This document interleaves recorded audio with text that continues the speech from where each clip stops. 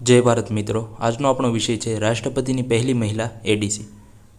હાલમાં લેફ્ટિનન્ટ કમાન્ડર યશસ્વી સોલંકી રાષ્ટ્રપતિના એડીસી તરીકે નિમાયેલા પ્રથમ મહિલા અધિકારી બની છે। આ ભારતીય સશસ્ત્ર દળોમાં મહિલાઓની વધી રહેલી ભાગીદારી અને નેતૃત્વ તરફનું એક મહત્વપૂર્ણ પગલું છે। તેમની નિમણૂક એ સંદેશ આપે છે કે ભારતીય સેનામાં મહિલાઓ માટે પણ ઉચ્ચતમ પદો સુધી પહોંચવાના સમાન અવસરો ઉપલબ્ધ છે। હવે આપણે રાષ્ટ્રપતિના એડી કેમ્પ એટલે કે એડીસી શું હોય છે તેના વિશે જોઈએ તો રાષ્ટ્રપતિના એડીસીનો પદ અત્યંત સન્માનજનક અને જવાબદારી ભર્યો હોય છે। એ રાષ્ટ્રપતિના સૌથી નજીકના સૈન્ય સહાયક હોય છે અને એક સેતુ તરીકે કામ કરે છે। તે રાષ્ટ્રપતિના તમામ સમારોહો અને કાર્યક્રમોમાં તેમની સાથે હાજર રહે છે। સાથે જ ત્રણેય સેનાના સર્વોચ્ચ કમાન્ડર તરીકે રાષ્ટ્રપતિને સહાય કરવા માટે પણ કાર્ય કરે છે। સામાન્ય રીતે રાષ્ટ્રપતિને 5 એડીસી ફાળવવામાં આવે છે, જેમાંથી ત્રણેય સેનામાંથી અને એક નૌસેના તથા વાયુસેનામાંથી હોય છે।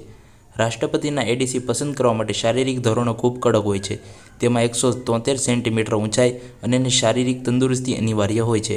આ ઉપરાંત મેડિકલ ફિટનેસ, બૌદ્ધિક ક્ષમતા અને અન્ય પ્રકારના પરીક્ષણો કરવામાં આવે છે।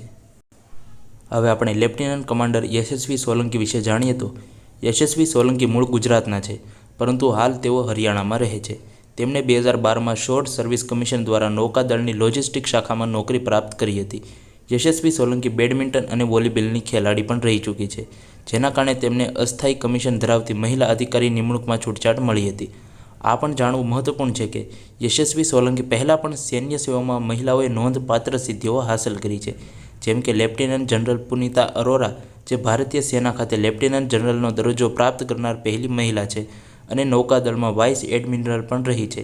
એ જ રીતે એર માર્શલ પદ્માવતી બંદોપાધ્યાય ભારતની પહેલી મહિલા એર માર્શલ છે। હવે આપણે અંતમાં એક અભ્યાસ પ્રશ્ન તરફ નજર ફેરવીએ તો નીચેના નિવેદનો પર વિચાર કરો। 1. યશસ્વી સોલંકી રાષ્ટ્રપતિની એડીસી તરીકે નિમાયેલી મહિલા અધિકારી બની છે। 2. તેમણે 2012માં શોર્ટ સર્વિસ કમિશન દ્વારા નૌકાદળમાં નોકરી પ્રાપ્ત કરી હતી। ઉપરોક્તમાંથી કયો કે કયા નિવેદન સાચા છે? વિકલ્પ એ માત્ર 1, વિકલ્પ બી માત્ર 2, વિકલ્પ સી 1 અને 2 બંને, વિકલ્પ ડી ન તો 1 અને ન તો 2।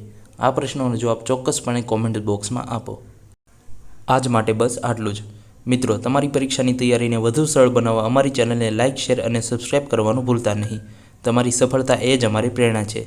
આવતા વિડીયોમાં મળીએ। ધન્યવાદ।